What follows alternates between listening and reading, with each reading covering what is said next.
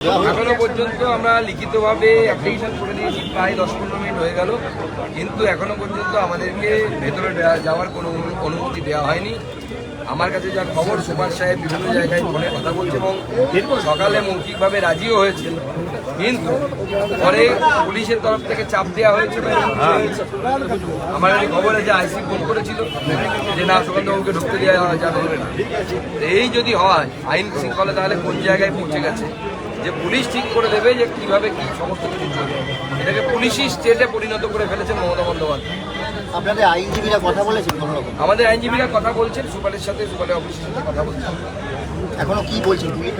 কি বলছেন? এখনো পর্যন্ত কোনো ওনারা বলতে পারেননি। আমি আইনও দেখাতে বলেছি যে লোকাল এমপি দেখা করতে পারে, অন্যরা পারে না, সেই আইনও ওনার কাছ থেকে দেখতে চেয়েছি। কারেকশনের রুল যে আছে আমাদের রাজ্যে আপনি দেখান তো, সবই বলেছি।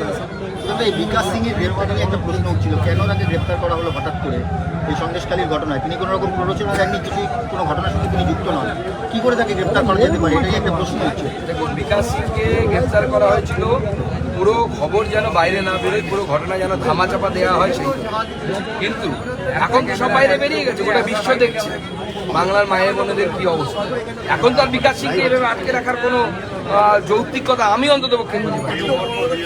এবং বেল হয়েছে, বেল হওয়ার পর রিঅ্যারেস্ট করেছে, সেখানে পুলিশ ছিনিয়ে নিয়ে গেছে, কিডন্যাপ করে যেভাবে অপরাধীরা, সেইভাবে আদালতের বাইরে থেকে আমাদের কর্মী সমর্থকদের সাথে, মহিলাদের সাথে পুলিশ দুর্ব্যবহার করে বিকাশ সিংকে আবার তুলে নিয়ে গেছে।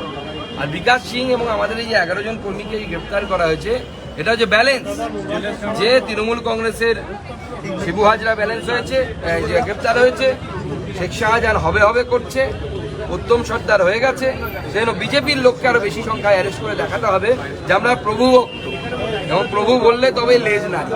পুলিশ এই যে প্রভু ভক্ত আচরণ, সেটা দেখানোর জন্যই বিকাশ সিং ও তার সাথে 11 জন। একটা শেষ প্রশ্ন করবো, সেটা হচ্ছে এখন তৃণমূলের প্রতিনিধি দল তারা সন্দেশখালী ঢুকেছেন, তাদের দেখে গ্রামবাসীরা প্রতিবাদ জানাচ্ছেন, বিক্ষোভ জানাচ্ছেন, কি বলবেন বিষয়টা? এটাচ্ছে না, এটা ভাগ্য ভালো। পুলিশ সরে গেলে তো ওদের জামা প্যান্ট খুলে নেবে সন্দেশখালীর লোক, যা করেছে। তারপরে কোন মুখে যায়? এরকম নির্লজ্জ পার্টিই পারে এখন, অন্য কোনো পার্টি হলে পারত, কিছুদিন দেরি করে যেত। আর এরা ওখানে যাচ্ছে, খেলা চেঞ্জ হয়ে যাবে, আরো কিছু করেছে মন্ত্রী, হ্যালো স্যার মন্ত্রী, সেই হ্যালো স্যার কোথায়? আবার শুধু অভিষেক ব্যানার্জি নাকি সেখানে যাবে, কি বলবেন? আমার বাড়ি তো পিঠে বানাতে যাবে রাত্রিবেলা, এই বলার জন্য যাচ্ছে। প্যান্ট খুলে নিচ্ছে না, তাকে ধরে পেটাচ্ছে না, গাছে বেঁধে রাখছে না। এটা বিধায়ক হিসেবে ওনার ভাগবারাও নিচ্ছেন, কারণ ওনার উচিত ছিল, উনি শেখ শাহজাহানের সাথে কতটা যুক্ত আমার জানা না, কিন্তু ওনার উচিত ছিল যখন এই বিষয়গুলো সামনে এসেছিল সন্দেশকারীর মামলায় আমরা রাজনৈতিক দল করতে পারি, তার মানে এই নয় যে রাজনৈতিক দলের হয়ে সমস্ত কিছু আপনার অন্যায়, আপনার রাজনৈতিক আমাদেরকে মেনে নিচ্ছে। এখন তৃণমূল কংগ্রেস ঢুকেছে, ওখানে বিধায়ক ঢুকেছে, উত্তেজনা তৈরি হবে। এত অত্যাচার করার পর সে যদি সেখানে গিয়ে মুখ দেখায় এবং ফুটবল খেলে, জার্সি বিতরণ করে, কি শাহজাহান ফ্যান ক্লাব না কি আছে, তাকে দেখে লোককে বিক্ষোভ দেখাবে না, কি গোপাল পেটাচ্ছে, পেটালো দেখে। শেখ শাহজাহান এখনো গ্রেপ্তার হয়নি, কি বলবো? শেখ শাহজাহানকে গ্রেপ্তার করবে কিভাবে? প্ল্যানিং চলছে। শেখ শাহজাহানকে তো এই অপরাধ করেছে শেখ শাহজাহান, এই তো মুখ্যমন্ত্রী মানতে রাজি নয়। মুখ্যমন্ত্রী ওপেনলি সার্টিফিকেট দিচ্ছে। রাজ্যের হোম মিনিস্টার যদি বলে যে শেখ শাহজাহান অপরাধী নয়, তাহলে পুলিশের ক্ষমতা হবে। হোম মিনিস্টারের আন্ডারে তো পুলিশ ধরছে না। যখন আমরা আন্দোলন শুরু করলাম, আমি টাকিতে গেলাম, পুলিশের সাথে টাসেল হলো, বসিরহাটে আমরা অবস্থান করলাম প্রায় 10-11 ঘন্টা, তখন পুলিশ বাধ্য হলো স্বীকার করতে যে এই ধরনের ঘটনা ঘটেছে। তার আগে তো তৃণমূল কংগ্রেস এবং পুলিশ উভয়ে বলছিল যে এই ধরনের কোনো ঘটনা ঘটেইনি। পরে 164 করানো হলো, একজন মহিলাকে করিয়ে শিবু হাজরাকে গ্রেপ্তার করা হয়। যে পুলিশ বলছিল যে আগে কিছুই ঘটেনি, সেই পুলিশই 164 করে আবার একজনকে গ্রেপ্তার করে। অভিষেক যাচ্ছে, কি বলবেন? গিয়ে হয়তো বলবেন যে আমরাও পিঠে বানাতে ডাকবো আপনাদের, বলে আসবে ওখানে। খালিস্তানি নিয়ে উত্তাল হয়েছে শিখ সম্প্রদায়ের মধ্যে, এগুলো পলিটিক্সের বিষয়, এগুলো রাজনীতিকরণ করার চেষ্টা করা হচ্ছে, এর মধ্যে কোনো গুরুত্ব নেই।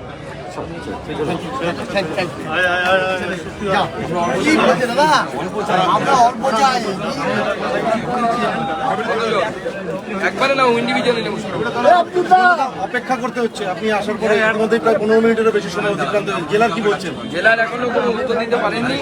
ওনাকে বলেছি আমি যে আপনি আমাকে ভেতরে ঢুকতে দেবেন না, তাহলে নিশ্চয়ই আপনার যে সাপোর্টে কোনো আইন আছে, আপনি সেই আইন নিয়ে আসুন, আমরা সেই আইন দেখে তারপরে এখান থেকে যাবো। উনি আইন দেখালে আমরা তারপরে মানবো, মানবো না।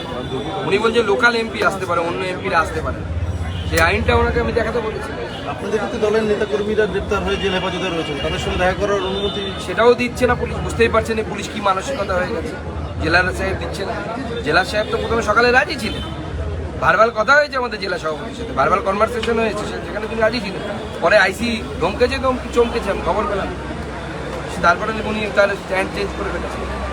দেখুন, নতুন করে সন্দেশখালীতে আবার উত্তেজনা তৈরি হয়েছে। এর আগে আমরা দেখেছিলাম শিবু হাজরার পোল্ট্রি ফার্মে আগুন, আবার নতুন করে একটা সম্পত্তিতে আগুন ধরিয়ে দেওয়ার মতন গ্রামবাসীরা আগুন ধরিয়ে দিয়েছে, এমন ঘটনা ঘটেছে।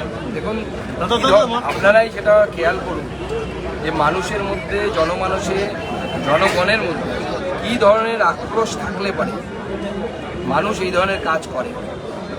একজনের পর একজনের বাড়ি ঘর সম্পত্তি পুড়িয়ে দিচ্ছে। তারা দিনের পর দিন এরা মানুষকে কি শোষণ করেছে, যৌন শোষণ, আর্থিকভাবে শোষণ, জমি জায়গা কেড়ে নেওয়া, পয়সা কেড়ে নেওয়া, টোটোর নাম করে টাকা নেওয়া, টোটো না দেওয়া, কারো কাছে 40,000, কারো কাছে 30,000, অকথ্য অত্যাচার, বাড়ির বউ মেয়েদেরকে টেনে তুলে নিয়ে যায়।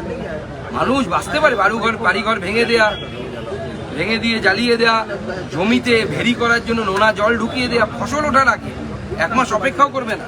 নবাব বলে দিয়েছে, নবাব শাহজাহান তিনি বলে দিয়েছে, ওদের সঙ্গে সঙ্গে ঘর। বিধায়ক সহ এসপি এবং আরও অন্যান্য পুলিশ অফিসাররা একত্রিত হয়ে সন্দেশখালীর মাঠে ফুটবল দেওয়া হচ্ছে, ছোট ছোট গ্রামের ছেলেদের জার্সি দেওয়া হচ্ছে, ফুটবল খেলা হচ্ছে, মানে কি বার্তা দিতে চাইছে? দেখুন, ওই মাঠটা খুব সিম্বলিক। ওই মাঠটার নাম ছিল অরবিন্দ পার্ক বা অরবিন্দ উদ্যান, এরকম নাম। সেই মাঠের নাম পরিবর্তন করে এখন শেখ শাহজাহান হ্যান্ড ক্লাব তার মাঠ হয়ে গেছে। পশ্চিমবঙ্গে এক সময় অরবিন্দর আদর্শে চলতে, এখন শেখ শাহজাহানের আদর্শে মমতা বন্দ্যোপাধ্যায় তাকে তৈরি করেছে। আমাদের ভিডিও ভালো লাগলে লাইক এবং শেয়ার করুন। কমেন্ট সেকশনে গিয়ে জানান আপনাদের মতামত। আরও ভিডিও পেতে আমাদের চ্যানেল সাবস্ক্রাইব করুন এবং প্রতি মুহূর্তে খবরের আপডেট পেতে প্রেস করুন বেল আইকন।